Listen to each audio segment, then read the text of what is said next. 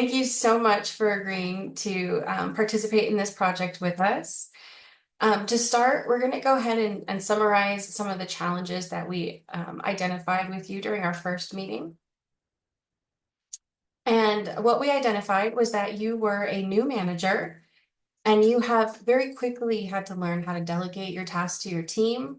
Is How it to me or did you disappear, Paige? I did. Can everyone hear you? Oh, I can hear you now. Earlier you disappeared for a second. Oh, sorry about that. Wait, we'll get it. Yes. You had to learn how to delegate tasks to your team and structure your day so that you could manage your workload and also be able to support your team in ways to yield best results in a company that is rapidly growing. So some of the questions that came out of that were how you can better manage your time, get support with your HR functions within your team. And that would be like things addressing your poor performance amongst your team members, being able to discipline and hold them accountable while still building that culture, keeping folks motivated without you or your team becoming burnt out. And one of the first things that came through pretty strong was a sense of perfectionism. You are a self-proclaimed perfectionist, and that is an incredibly valuable trait to have as a leader. Sometimes what it can do, though, is you can create an environment where your team members feel like maybe they cannot make mistakes, and so they can potentially pull back.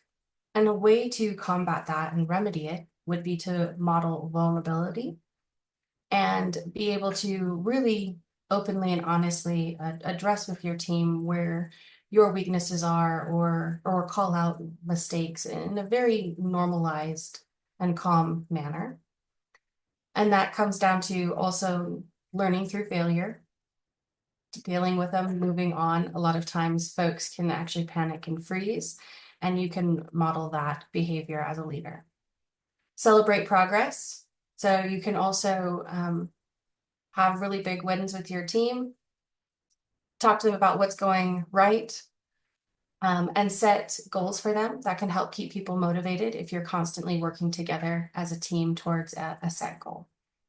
And then transformational leadership. I think that after our first conversation with you, you are an incredibly gifted leader and you live transformational leadership now. Our recommendation to you would be to continue down that path and follow that framework.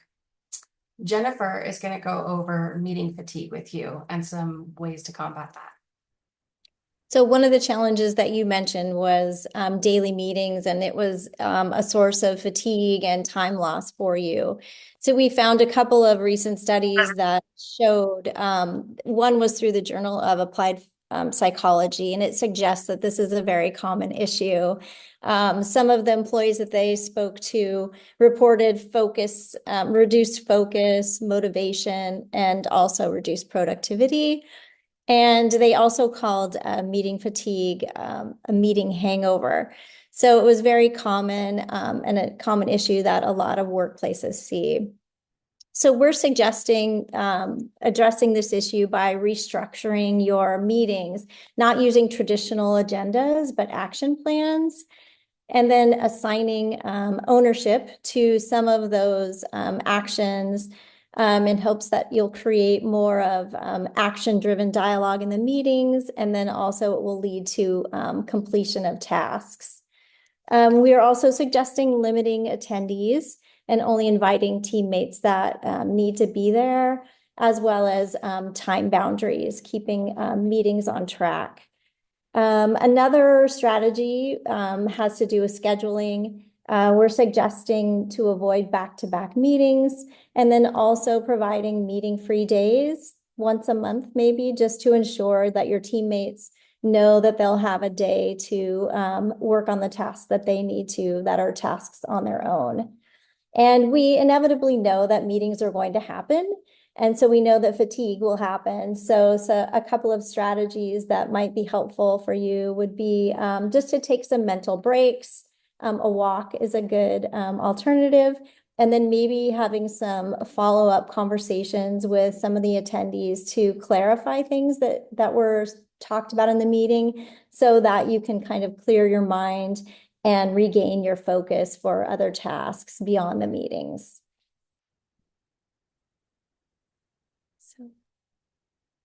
All right. Oh, sorry. Were you saying something, Christine? Oh, okay, excellent. So we're going to move on then with building company culture and a little bit of motivation for team too, for teamwork as well. Since you're a new manager, we understand that, it's important to build up your team and make sure that they feel well in their roles and that they can, complete their work in an efficient manner. So one of the things that we do want you to just remember as you're on your pathway to transformational leadership is to just establish some traits that lead to a positive and productive culture. We know that sometimes building company culture, it's a lot to take on, but you can start off small first with your own team. So through some research that we found, especially for the healthcare and medical field, we found that teams that were more team oriented, they relied on each other and it was always like us together to like, bring victories or to like accomplish goals that worked well in the medical field or in the healthcare field. And then for team members to be a little bit of self-critical, not in the sense of like, oh my gosh, I made a mistake and now it's over. Self-critical in the sense of just, reevaluating yourself, reevaluating your actions or choices for certain things that happen among the workplace. That's important too. It's almost like self-reflection in a sense.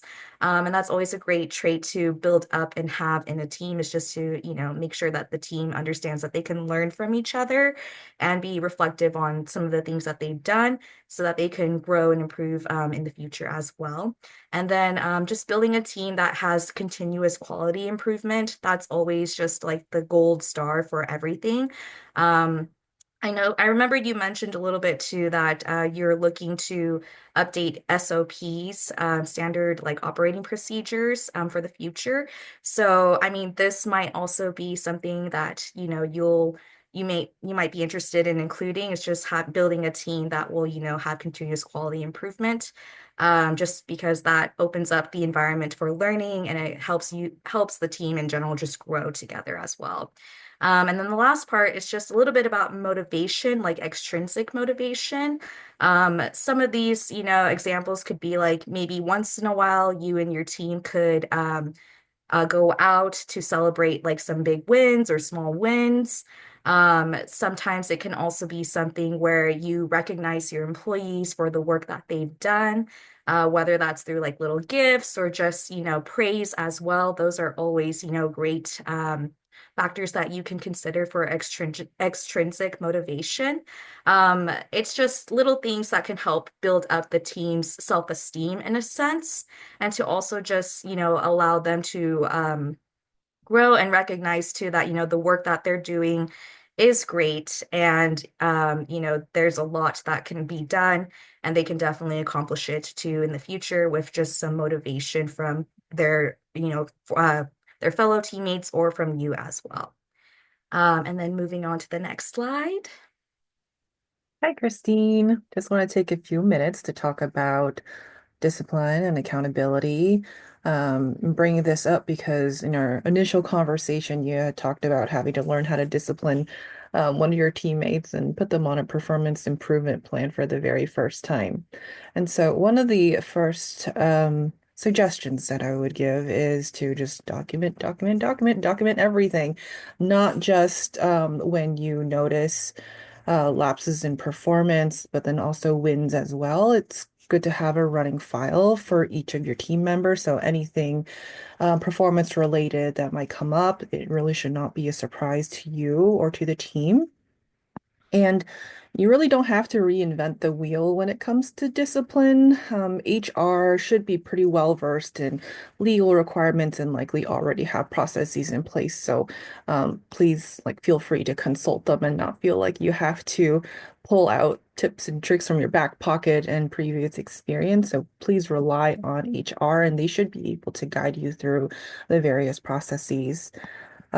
And I also understand that your group has a lot of resources. Sutter University funds for continuing education. I think it would be good to either attend trainings as a team or identify areas with specific team members on which members might need additional help in certain areas and help them find courses and additional training opportunities accordingly. So next up, I think Kyle's going to take us home and talk a bit about burnout. So yeah, based off the first meeting that we had with you, Christine, with the aggressive expansion that your organization wants to take on in the next, I think it was about 5 years, and with your team already taking on more and more tasks than they think they should, the risk of burnout is extremely high, especially in now day and age. Employers are just expectations of employees are um, at an all-time high. One thing to point out is that it is different than stress. Stress is just a short-term, natural reaction to challenging situations, while the stress ultimately leads to burnout, which is a prolonged state of exhaustion caused by chronic stress. It is becoming a more common issue. Um, in the report that I think we'll share with you after this week, um, it's up to about 52% of respondents on this survey they was experiencing burnout, and that was up to from 43%. And then I don't know what the generational gaps are in your team, but with Gen Z, they had a jump up to 59% from 47%. So it's just a growing issue that not a lot of employers are taking um, into account when they are managing. So what can we do as leaders? Um, it's kind of hard to be aware of the stressors and recognize the signs of it early. But it sounds like you already have a really good foundation of creating a great culture of psychological safety and open communication by setting aside like the hour a day for your team, for anyone there to meet with you and go over questions, concerns, or ideas um, that they have. And really, before handling it, you got to understand like the causes, like where the main causes of it might be coming from that cause the stress that then ultimately will turn into the burnout.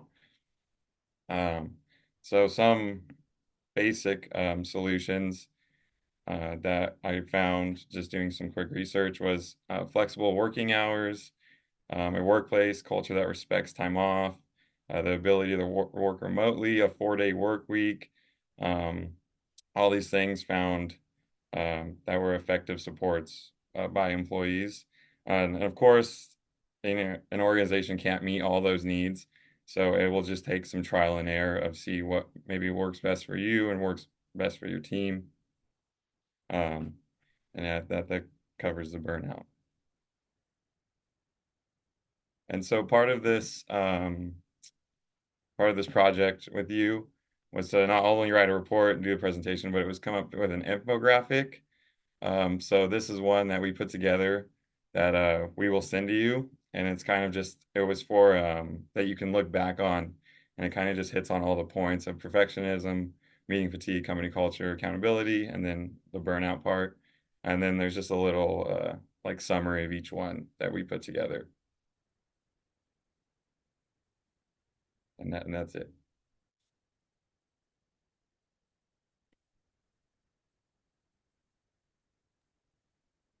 Wow, that was very impressive. Thank you. Love the feedback. Definitely feed forward for myself as a new manager.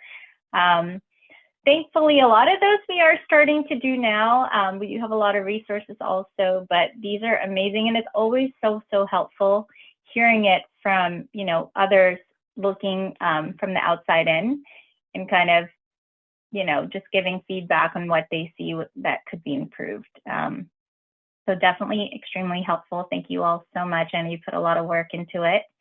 I would love, if I can, have a copy of this presentation so I can always remember and look back, hey, these are the areas where I definitely need to improve on and implement moving forward. So thank you. I know a lot of research went into it and time as well. So appreciate you all for putting this together. Thank you so much, Christine. It's been a pleasure getting to know you more. You are going to be a fantastic leader. Oh, thank you. I appreciate it. It's nice, having this. It's a great opportunity, and I definitely want to make sure I strive to be all that all my team members expect me to be. And you're absolutely right. I'm working on that perfectionism. That is one thing I definitely need to work on, and all the other great things that you've all put together is definitely helpful for me to remember as a new manager. So thank you again. Anything else? No, we're all good. We'll make sure that you get copies of all of these documents. Thank you so much. Have a great evening. Thank you for Yeah, taking you're welcome. too. Thank Yeah. you. Christine, Thank you. You're welcome. Thanks, everyone. Have a good evening. You too. Bye. you too. Good evening. Bye. Bye.